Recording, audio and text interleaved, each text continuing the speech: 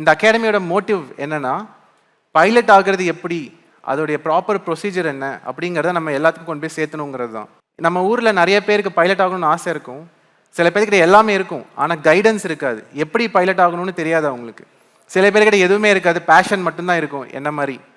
இவங்களெல்லாம் நம்ம தான் தோண்டி வெளியே கொண்டு வரணும், இல்லைனா அவங்க வெளியவே வரமாட்டாங்க. பட் நாங்கள் எவ்வளோ பேசினாலும் வெளியே ரீச் ஆகாது, ஒரு லிமிட்டட் ரீச் தான் இருக்கும். அப்போ தான் பிஹைண்ட் வுட்ஸில் இருந்து எனக்கு இந்த மாதிரி ஒரு ஆப்பர்ச்சுனிட்டி கிடச்சிது. ஸோ இங்கே நான் பேசுகிறது தமிழ்நாடு ஃபுல்லாக ரீச் ஆகும். அதனால் more people will get to know. Pilot ஆகிறவங்க வெளியே வருவாங்க. என்ன மாதிரி ஒளிஞ்சு பயந்து வெளியே சொல்லாமல் இருந்தவங்களாம் கொஞ்சம் கொஞ்சமாக வெளியே வர ஆரம்பிப்பாங்க. இந்த ட்ரைனிங் ஒரு கம்ப்ளீட் ட்ரான்ஸ்ஃபர்மேட்டிவ் ப்ராசஸாக இருக்கும். நான் ஒரு 80% ட்ரான்ஸ்ஃபார்ம் ஆகிட்டேன். இந்த மாதிரி க்ரௌடெல்லாம் பார்த்தா எனக்கு ஆங்ஸைட்டி வந்துடும், நடுங்க ஆரம்பிச்சிடும். இப்போயும் நடுங்கிட்டு தான் இருக்குது லைட்டாக. ஸோ என்ன மாதிரி இருக்கிறவங்க கண்டிப்பாக இந்த ஃபீல்டுக்கு வரணும் அப்படிங்கிறத நான் வெளியே சொல்லணும், எப்படி வரலாங்கிறத சொல்லணுங்கிறதுக்காக நாங்கள் இங்கே வந்தோம். நிறைய டவுட்ஸ் இருக்குது, ரைட்? பைலட் ஆகணும்னா குவாலிஃபிகேஷன் என்ன, இன்ஜினியரிங் முடிச்சிருக்கணுமா இல்லை கிராஜுவேட்டாக இருக்கணுமா, நிறைய டவுட்ஸ் இருந்திருக்கு, நிறைய பேருக்கு இருக்குது. பைலட் ஆகிறதுக்கு பேசிக் குவாலிஃபிகேஷன் +2 பாஸ் ஆயிருந்தால் மட்டும் போதும். மேக்ஸ் ஃபிசிக்ஸ் இல்லைனா கூட பரவாயில்ல, நீங்கள் வெளியே எழுதிக்கலாம்.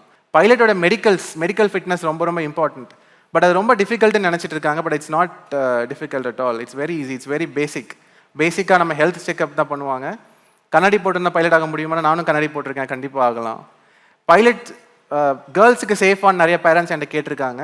இட்ஸ் நாட் அபவுட் கேர்ள் ஒரு boy, it's always safe. Flying தான் safest mode of transportation in the future, even now. அப்போ கிராஷ் ஆச்சுன்னா ரொம்ப பெரிய நியூஸ் ஆகுது. இப்போ கூட ரீசெண்டாக ஏர் இந்தியா கிராஷ் ஆச்சு, பார்த்து எல்லாம் பயந்துடுறாங்க. அதை நான் அட்ரஸ் பண்ணணும்னு நினைக்கிறேன். ஏன் பயப்படுறாங்கன்னா, we are terrestrial beings, we are meant to walk. நமக்கு விங்ஸ் இல்லை, we're not supposed to fly. So when you do something that others can't, அதை பார்க்கும்போது பயமாக இருக்கும். வானத்தில் பறந்துட்டு இருக்காங்கிறப்போ பயமாக தான் இருக்கும். But trust me, aircraft is a robot, it's very very safe. அதுவே டேக் ஆஃப் ஆகிக்கும், அதுவே லேண்ட் ஆகிக்கும், அதுவே எல்லாமே பண்ணிக்கும். அவ்வளோ சேஃபான ஃபீல்டு இது.